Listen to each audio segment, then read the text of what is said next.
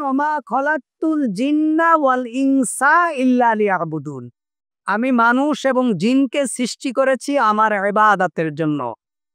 লিয়াবুদুন মানে লিইবাদাতিল্লাহ, কেবলমাত্র শুধুমাত্র আল্লাহর ইবাদত করার জন্য।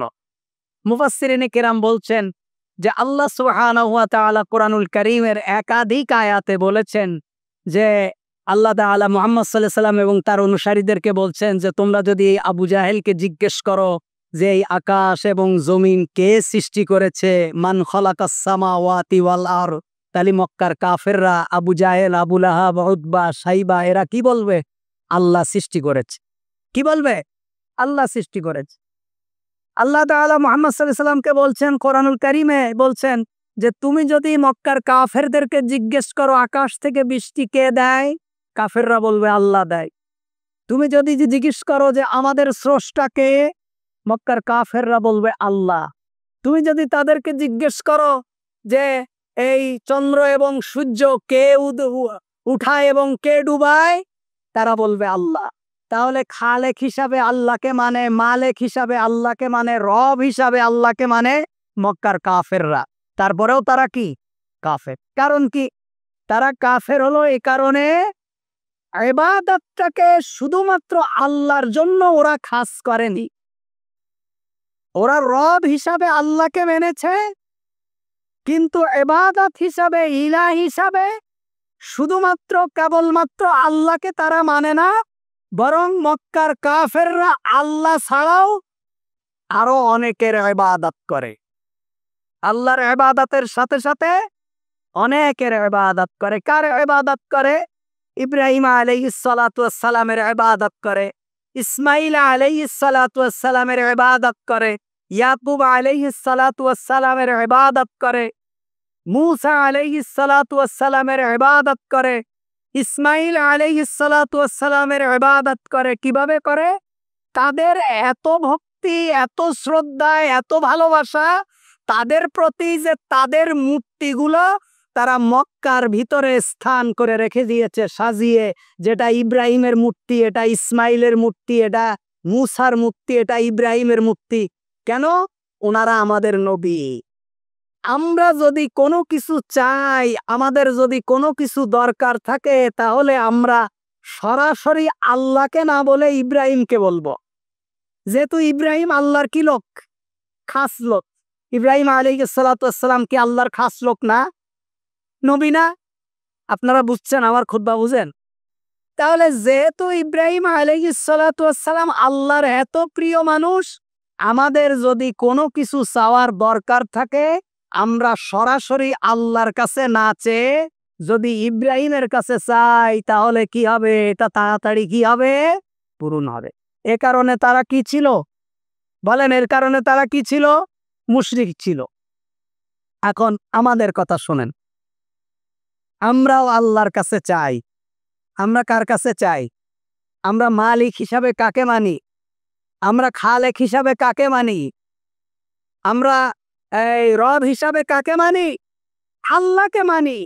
কিন্তু আমার বউর বাচ্চা হয় না, আমার বাচ্চা হয় না, এ কারণে আমার বউ তার গলার সোনার চেনটা ওই কিশোরগঞ্জে গিয়ে পাগলা বাবার মাজারে দিয়ে আসছে। কেন? যেহেতু পাগলা বাবা আল্লাহর কি অলি? খাস লোক। পাগলা বাবার মাজারে যদি আমার গলার সোনার চেন দিয়ে এসে যদি বলি যে বাবা আমার একটা সন্তান দেন, মক্কার মুশরিকরা ইব্রাহিমের কাছে চাইতো, আমরা কার কাছে চাই? পাগলা বাবার মাজারে চাই। মক্কার মুশরিকরা ইসমাইলের কাছে চাইতো, আমরা শাহজালালের কাছে চাই। মক্কার মুশরিকরা ইব্রাহিমের কাছে চাইতো, আমরা শাহপরানের কাছে চাই। তাহলে মক্কার মুশরিকরা দামি না আমরা দামি? এটাই হলো শিরক। এটা কি? এটাই হলো শিরক। ইবাদত হবে লিইবাদাতিল্লাহ, একমাত্র আল্লাহর জন্য। এখানে আর কেউ থাকবে না, এখানে আর কেউ থাকবেন। আপনি তো বলছেন আপনি গরু কুরবানি দেন কার নামে? ইন্নী ওয়াজ্জাহতু ওয়াজহিয়া লিল্লাযী ফাতারাস সামাওয়াতি ওয়াল আরদা, যা পড়ার দরকার সব পড়েন, জবাই করেন বিসমিল্লাহি আল্লাহু আকবার বলে, কিন্তু কোথায় করেন? আপনার এই গরুটা নিয়ে আপনি আপনার বাবার দরবারে গিয়ে করছেন, ও ওই শাহজালালের মাজার, শাহপরানের মাজার, আটরশির মাজার, পাগলা বাবার মাজার, আল্লাহু আকবার বলে জবাই করছেন ঠিক, কিন্তু সন্তুষ্টি আল্লাহর সাথে সাথে বাবার সন্তুষ্টিও আপনার কাম্য। যেহেতু আপনি মনে করেন ওই বাবা হলো আল্লাহর খাস ব্যক্তি, বাবাকে সন্তুষ্ট করতে পারলে আল্লাহ সন্তুষ্ট হবে। ঠিক মক্কার মুশরিকরা এই একই আকীদা লালন করত। এজন্য এই ধরনের আকীদা যারা পোষণ করে তারা মুশরিক। তারা কি বলেন? তারা কি? তারা মুশরিক। তারা আল্লাহকে কত ভালোবাসতো মক্কার কাফিররা। মক্কার কাফেরদের আকীদা যদি আপনারা শোনেন তা আপনি বলবেন এদেরকে কাফের বলে কে? মক্কার কাফিররা, আপনি কয়বার হজ করেছেন? আমি কয়বার হজ করেছি? মক্কার কাফেররা প্রতি বছর হজ করত। আবু জাহেল, আমরা তো একবার হজ করে আল-হাজ লিখি, আবু জাহেল প্রতি বছর হজ করত। আবু লাহাব, উতবা, সাইবা, আবু সুফিয়ান, যত কাফের আছে প্রতি বছর কি করত? হজ করত। শুধু হজই করত না, এই কাবার রক্ষণাবেক্ষণ করত মক্কার কাফেররা। এই মক্কার চাবি ছিল কাফেরদের হাতে, এবং তাদের টাকায় তারা মক্কার খরচ বহন করত। তাদের টাকায় মক্কার যে খরচ হতো সেই খরচ তারা বহন করত। তারা তাদের টাকা দিয়ে মক্কার গেলাপ পরাতো। তারাই ছিল কাবার মোতোয়াল্লি। এবং শুধু তাই নয়, আমাদের দেশে তো এখন আওলাদের রসুল আসে, সব হলো ভুয়া আওলাদের রসুল। পাকিস্তানতে আসে, ইন্ডিয়াতে আসে, এই সব আপনার আসতেছে 12ই রবিউল আউয়াল, দেখবেন ঘোড়ার গাড়িতে করে আওলাদের রসুলদের মিছিল আর স্লোগান চলছে বাংলাদেশে, আওলাদের রসুল। এগুলো হলো ভুয়া আওলাদের রসুল। আর আবু জাহেল, আবু লাহাব ছিল সত্যিকারে আওলাদের রসুল। ইব্রাহিম আলাইহিস সালাতু ওয়াস সালাম, ইসমাইল আলাইহিস সালাতু ওয়াস সালাম, এদের বংশধর, এদের প্রেতাত্মা, এদের থেকেই আসতে তো, এদের বংশধর। এরা সত্যিকার অর্থে আওলাদের রসুল ছিল। মনে রাখতে হবে, আওলাদের রসুল হলে জান্নাতে যাওয়া যাবে না যদি ইমানের মধ্যে খতরা থাকে। ঠিক না ঠিক? এবার তারা মক্কাকে কত ভালোবাসতো এবং আল্লাহকে তারা কত পরিমাণ শ্রদ্ধা এবং সম্মান তারা করত। তারা কি করত? তারা বাড়ি থেকে আসার সময় গোসল করে, আতর মেখে, সেন্ট মেখে, উত্তম পোশাক পরে কাবা তওয়াফ করার জন্য আসতো, বাইতুল্লাহ জিয়ারত করার জন্য আসতো। এসে তাদের কাপড় চোপড় সবগুলো খুলে বাইতুল্লাহর পাশে এক জায়গায় রেখে দিত। কেন রাখতো? তাদের ধারণা হলো আমরা যেই কাপড়টা পরিধান করি, এই কাপড় কোনো না কোনো ফ্যাক্টরিতে তৈরি হয়েছে, কোনো না কোনো কারিগর তৈরি করেছে। সেই কারিগর পবিত্র অবস্থায় তৈরি করেছে কি আমরা জানি না। যে কারিগর, যেই কোম্পানি আমাদের এই নুঙ্গি, জামা, গেঞ্জি, পাঞ্জাবি তৈরি, টুপি এগুলো বানিয়েছে, সে সুদের সাথে সম্পৃক্ত কি আমরা জানি না।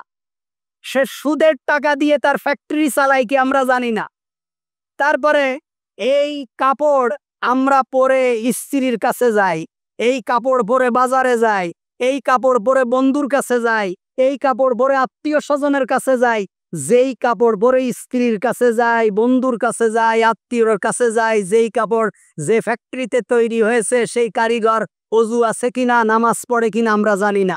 সুতরাং যেই বিষয়ে আমাদের সন্দেহ, এমন একটা কাপড় পরে আমরা আমাদের রবের সামনে যেতে পারবো না, বেয়াদবি হবে। বরং আমরা আমাদের রবের সামনে এমন অবস্থায় যাব, আমাদের রব যেভাবে আমাদেরকে দুনিয়ায় পাঠিয়েছে, কোনো কাপড় চোপড়, ঘড়ি, টুপি, চশমা কোনো কিছু আমাদের কাছে থাকবে না। শুধু আল্লাহ যেভাবে পাঠিয়েছে ওইভাবেই আমরা কাবা তওয়াফ করব। কি পরিমাণ শ্রদ্ধা, কি পরিমাণ ভক্তি, কি পরিমাণ ভালোবাসা এবং আল্লাহর প্রতি তাদের কি পরিমাণ আস্থা থাকলে একটা প্রাপ্তবয়স্ক মানুষ সামাজিক সমস্ত লাজ লজ্জা সবকিছু ছেড়ে দিয়ে উলঙ্গ অবস্থায় আল্লাহর ঘর বাইতুল্লাহ তওয়াফ করতে পারে, তারপরেও তারা কি মুশরিক না মুসলমান? তারা মুশরিক।